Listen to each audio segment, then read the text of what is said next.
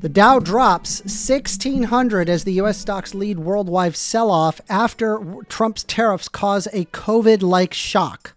Wall Street shuddered, and a level of shock unseen since COVID's outbreak tore through the financial markets worldwide Thursday on worries about the damage of President Donald Trump's newest set of tariffs could do to economies across continents, including his own. The S&P 500 sank 4.8%, more than in major assets across Asia and Europe, for its worst day since the pandemic crash in the economy in 2020. And the NASDAQ composite tumbled 6%. The market dropped worst since 2020. Thursday's plunge of the NASDAQ S&P 500 indexes are among the steepest of the last decade. Little was spared in financial markets as fears flared about the potentially toxic mix of weakening economic growth and higher inflation that tariffs can create. Everything from crude oil to big tech stocks to the value of the US dollar against other currencies fell. Even gold, which hit records recently as investors sought something safer to own, pulled lower. What do you think of this? How do you feel about this? I mean, it is crazy. It's a nightmare. He's making America great again. Such a hit would be so big that it makes one's rational mind regarding the possibility of them sticking as low, according to Buena Boeja and other strategists at UBS. The markets are going to boom. The stock is going to boom, and the country is going to boom. What I want to introduce with is what exactly are tariffs? And I wanted to just walk you through basic econ 101, okay?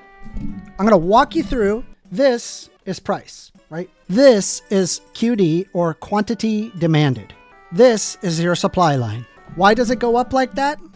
Well, the amount of supply that's willing to be there is going to be equivalent to, if price goes up, more people are willing to supply that product. So like if it was $10, right?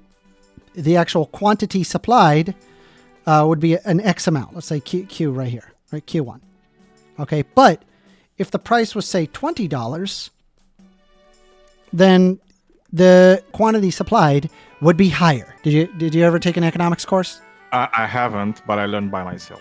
All right. Well, that's your supply line. This is your demand line. We'll just do D for short. This works the same way, except it's inverse, right? It's people who are demanding the actual product.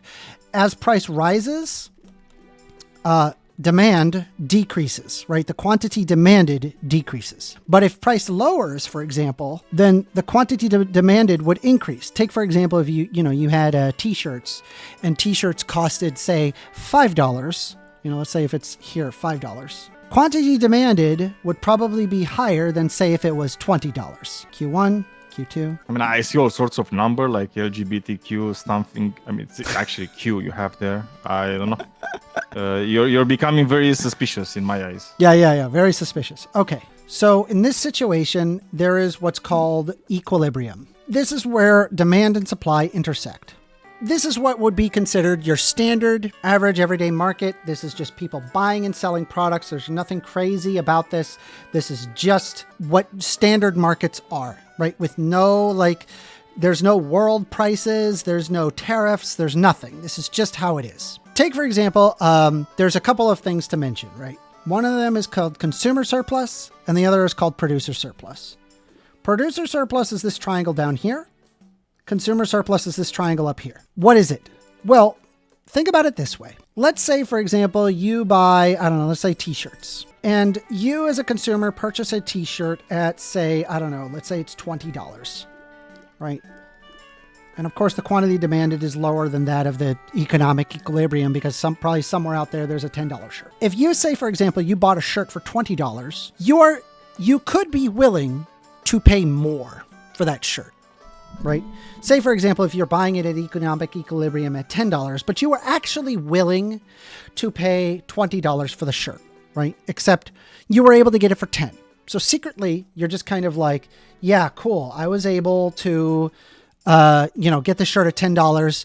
I was expecting to spend 20. Instead, I spent 10, right? That means I can spend $10 buying something else. Right? I'm going to go buy a hat, or I'm going to go buy some food. That's consumer surplus. Okay. It's an additional amount of money that you otherwise would have paid for, but you didn't because of a market efficiency. Okay. Let me remove the 20 and all this extra stuff because I'm gonna add a lot to this. Now, producer surplus, this is the same thing, except it's on the producer side. The producer, they could, for example, they're willing to sell, say, a t-shirt for $5. Let's say it's like here, right? And t-shirt is $5, right? They're willing to sell for $5, but because they know that they sold it for $10, that means that they know that they're making an extra profit on it. And so they can take that and put it into something else, right? It could be for, more worker rights, more CEO salaries. It doesn't matter. Good one. Okay. Yeah. Point is that happens. Producer surpluses and consumer surplus. Now what I'm going to do is I'm going to introduce something called world price. What is world price? Let's say, for example, our t-shirts are, we're going to say that they're like at the US market, they're $20 equilibrium, but China is willing to sell us at a world price of say $10. What this means is the consumer surplus is a lot more. Okay. You can see a big giant triangle, which would include this section here. The area of the triangle is a lot higher than if without the world price, right? At $10. The producer surplus, you will notice it shrinked a lot, right? The producer surplus, it used to be this whole thing, but now it's just this little thing. What this equates to is that more factories will close. So by introducing the world into the market, the consumer surplus increases substantially. The producer surplus decreases. The question is does this actually increase the economy? The answer is yes, right? Because if you look at the total area here, this entire area here was completely not part of the market. But now it is part of the market, right? Which means that the overall area of consumer surplus to producer surplus is higher.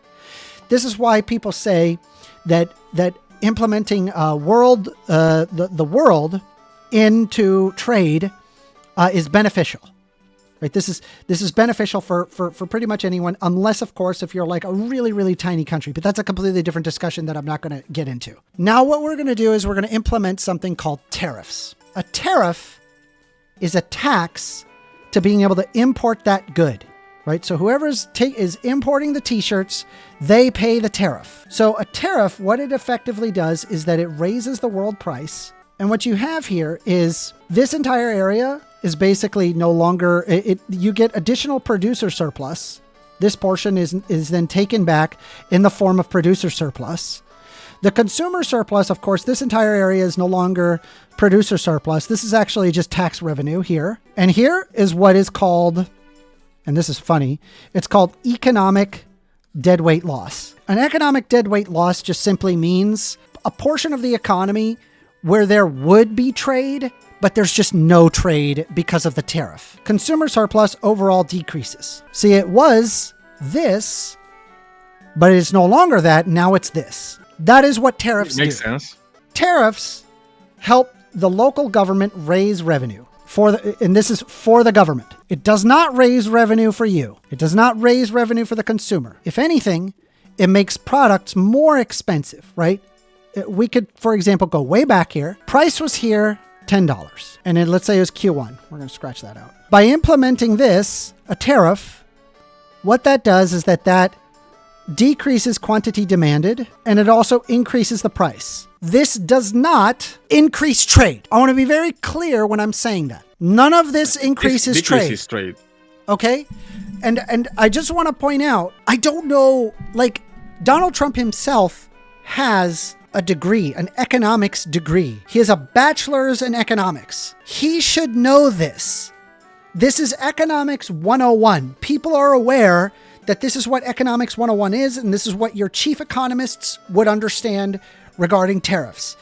Tariffs don't grow the economy.